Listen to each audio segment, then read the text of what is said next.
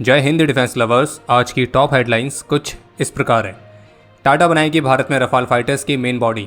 भारत विकसित कर रहा है पिनाका रॉकेट का air launch version. Bharat Pakistan सीमा से केवल 60 किलोमीटर की दूरी पर भारतीय वायुसेना ने कंडक्ट करी एक स्पेशल नाइट टाइम एक्सरसाइज।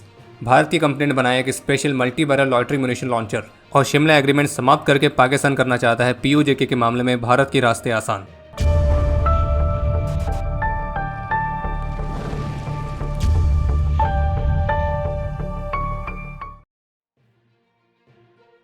आज 5 जून 2025 को फ्रांस के डसॉल्ट एविएशन ने भारत की टाटा एडवांस सिस्टम लिमिटेड के साथ रफाल फाइटर जेट के फ्यूजलाज के सभी सेक्शंस की मैन्युफैक्चरिंग भारत में करने के लिए औपचारिक रूप से एग्रीमेंट साइन कर दिए। जिन्हें नहीं पता उन्हें बता दें कि जो फ्यूजलाज होता है वो एयरक्राफ्ट की मेन बॉडी को कहा जाता है।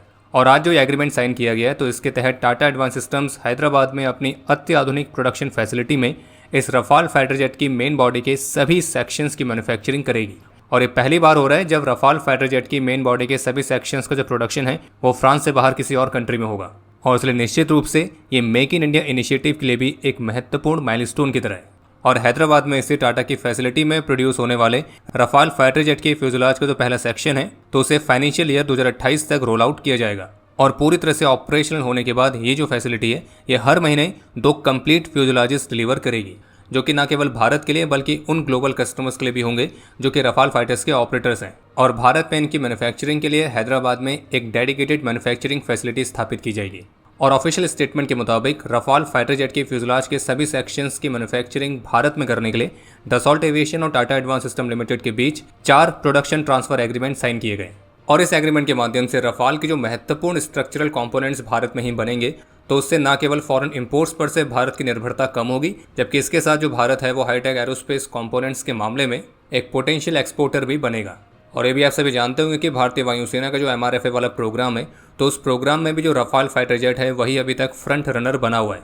और इसलिए इस एग्रीमेंट के साइन होने के साथ ही इस बात की संभावना भी बढ़ गई है कि बेहद ही जल्द भारतीय वायुसेना की सर्विस में हमें 36 से ज़्यादा रफाल फाइटर जेट्स देखने को मिल सकते हैं। बाकी ऑपरेशन सिंदूर के दौरान रफाल फाइटर जेट्स ने अपनी कैपेबिलिटीज़ कितनी बेहतरीन तरीके से दिखाई है तो उसका अंदाजा आप इसी बात से लगा सकते हैं कि पूरी दुनिया को ही प्रोपेगेंडा करना पड़ रहा है रफाल की इमेज खराब करने के लिए। वो बात अलग है कि वो कर नहीं पा रहे हैं। रैम्पेज मिसाइल्स की तरह ही अब भारत अपनी स्टैंड ऑफ कैपेबिलिटीज़ को और भी मजबूत करने के उद्देश्य के साथ अपने स्वदेशी पिनाका रॉकेट के एयर लॉन्च वेरिएंट को विकसित करने पर काम कर रहा है, जिसकी मारक क्षमता 250 से 300 किलोमीटर तक होगी। और इसे Su-30 MKI रफाल और तेजस जैसे फाइटर जेट से लॉन्च किया जा सकेगा। और आप इसे रैम्पेज मिसाइल का एक स्वदेशी और एक कॉस्ट इफेक्टिव ऑल्टरनेटिव भी कह सकते हैं। बाकी फिलहाल अभी तक पिनाका रॉकेट्स के केवल लैंड बेस्ड वेरिएंट्स ही मौजूद हैं जो कि बेहद ही सटीकता के साथ कमाल की फायर पावर ऑफर करते हैं। और यही कारण भी है कि आर्मी ने जैसी कंट्री को इसे एक्सपोर्ट भी किया गया है और जबकि फ्रांस की आर्मी भी भारत की पिनाका रॉकेट्स का मूल्यांकन कर रही है। बाकी अगर आपको भारत के पिनाका रॉकेट सिस्टम के बारे में डिटेल में जानना है तो उस पर एक डेडिकेटेड वीडियो ऑलरेडी हमने बनाई है, आप उसके माध्यम से जानकारी प्राप्त कर सकते हैं। लिंक डिस्क्रिप्शन में मिल जाएगा। और बाकी अगर आसान शब्दों में समझना हो तो आप ये भी समझ सकते हैं कि पिनाका रॉकेट्स के एयर लॉन्च वर्जन को विकसित करने का मतलब है कि निकट भविष्य में PKMKB 3.0 करने में काफ़ी मजा आने वाला है। भारत के रेडियन सिस्टम्स प्राइवेट लिमिटेड ने भीषण नाम के multi barrel munition launcher system को विकसित किया है, जो कि एक व्हीकल पर माउंट किया गया मल्टी बैरल लॉन्चर सिस्टम है और ये 2 मिनट के अंदर 18 लॉयटरिंग म्यूनिशंस को डिप्लॉय कर सकता है। इसमें रैपिड फायर कैपेबिलिटी मिलती है और ये 30 किलोमीटर की दूरी तक एक साथ टारगेट इंगेजमेंट भी ऑफर करता है। और ये एक बैटल प्रूवन सॉल्यूशन है जो कि अपनी कमाल की फायर पावर के साथ दुश्मन के डिफेंसेस को ध्वस्त करने में पूरी तरह से सक्षम है। और भारत के कठिन इलाकों पर भी आसानी से मूवमेंट के लिए इसे 4x4 स्टैलियन व्हीकल पर माउंट किया गया है। ये 15 मिनट के अंदर ही फुली ऑपरेशनल हो जाता है और ये एक साथ मल्टीपल थ्रेड्स पर हमला करने में सक्षम है। और इतना ही नहीं बल्कि तुरंत ही अगर दूसरा हमला करने की जरूरत पड़ती है तो उसके लिए इसमें एडिशनल 18 लॉयटरिंग म्यूनिशंस आप स्टोर करके रख सकते हैं। और ये 4 सेकेंड्स पर लॉयटरिंग म्यूनिशन के रेट से लॉन्च करता है।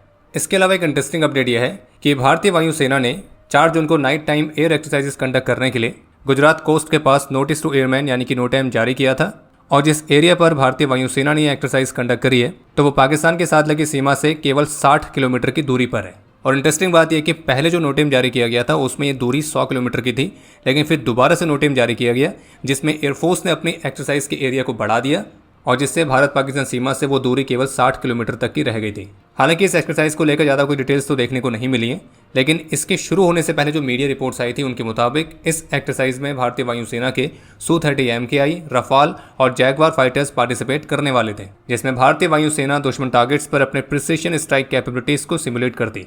और ये तो आप सभी को पता ही होगा कि जब लास्ट टाइम भारतीय वायुसेना ने इस तरह का नोटिम जारी किया था तो उसके अगले दिन हमें मालूम पड़ा कि भारत ने ऑपरेशन सिंदूर लॉन्च किया है, जिसमें पाकिस्तान में स्थित जैश और लश्कर जैसे सुमारों के संगठनों के 9 कैंपों को तबाह किया गया था।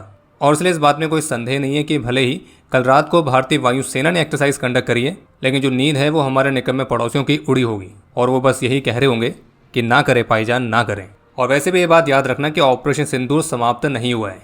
आगे बढ़ने से पहले आपको सूचित कर दें कि अपकमिंग कारगिल विजय दिवस के खास अवसर पर Squadron.in पर कारगिल स्पेशल कलेक्शन लॉन्च हो चुका है और उसमें भी एडिशनल डिस्काउंट के लिए आप विजय कूपन कोड का इस्तेमाल कर सकते हैं। बस ध्यान रहे ये जो ऑफर है ये लिमिटेड टाइम के लिए। बाकी हमारी क्लोथिंग साइट का लिंक वीडियो के डिस्क्रिप्शन में दिया गया है। बुधवार को एक मीडिया इंटरव्यू में पाकिस्तान के रक्षा मंत्री की तरफ से कहा गया कि जो 1972 का शिमला एग्रीमेंट है तो वो ऑलरेडी अब एक डेड डॉक्यूमेंट की तरह है, जो कि अब बिल्कुल भी रेलिवेंट नहीं है। और इसलिए उनका यह कहना है कि जो पाकिस्तान है वो प्रभावी रूप से कश्मीर वाले मामले पर अपनी 1948 की पोजीशन पर लौट आया है और इसलिए पाकिस्तान के लिए LOC अब से केवल एक सीज फायर लाइन होगी, ना कि औपचारिक सीमा।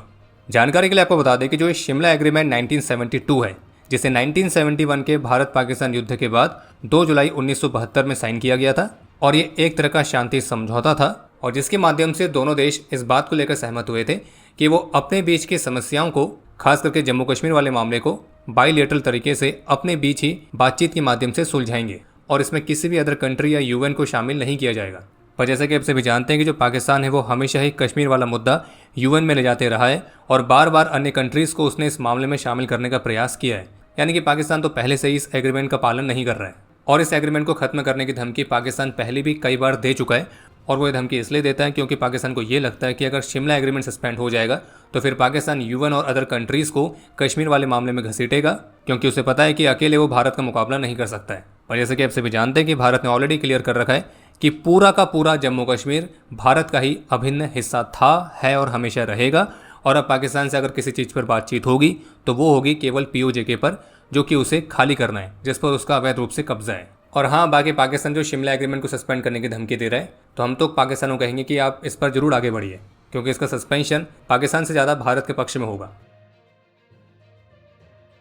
ऑपरेशन सिंदूर के बाद बुधवार को काउंसिल ऑफ मिनिस्टर्स की पहली मीटिंग कंडक्ट की गई थी और इस मीटिंग के दौरान भारतीय प्रधानमंत्री श्री नरेंद्र मोदी ने ऑपरेशन सिंदूर में भारतीय सैनिकों की सफलता की सराहना की। तो इसी के साथ साथ उन्होंने स्वदेशी वेपन्स को और भी मजबूत किए जाने पर जोर दिया है और उन्होंने इस बात को हाईलाइट किया है कि बदलते हुए वॉरफेयर में जो मेक इन इंडिया वेपन्स और प्लेटफॉर्म्स हैं तो वो भारत सरकार के लिए प्राथमिकता है। और भारतीय प्रधानमंत्री का कहना था कि हमारे टारगेट्स बहुत बड़े हैं लेकिन हमारे पास टाइम बहुत लिमिटेड है। बाकी अब समय है आज के इतिहास का। आज के दिन 2018 में जैगवार फाइटर के क्रैश में एयर कमोडोर संजय चौहान ने अपना सर्वोच्च बलिदान दिया था। आज के दिन 1989 में ऑपरेशन पवन के दौरान मेजर सुरेंद्र सिंह वीर गति को प्राप्त हुए थे और इन्हें मरणोपरांत वीर चक्र से सम्मानित किया गया। आज के दिन 1965 में अपने अदम्य साहस और वीरता का परिचय देते हुए नायक बचित्र सिंह वीर गति को प्राप्त हुए थे और इन्हें मरणोपरांत वीर चक्र से सम्मानित किया गया। और आपके लिए आज का प्रश्न है कि ऑपरेशन पवन कब और कहां लॉन्च किया गया था। और अब समय है आज के टॉप 3 कमेंट्स का, जो ये रहे आपकी स्क्रीन पर।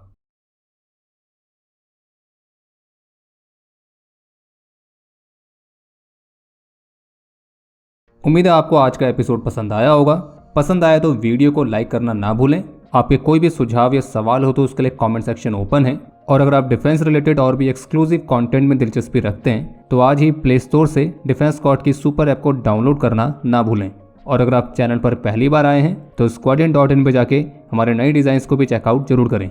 बाकी जल्द मिलेंगे नए एपिसोड के साथ। तब तक के लिए जय हिंद, जय भारत।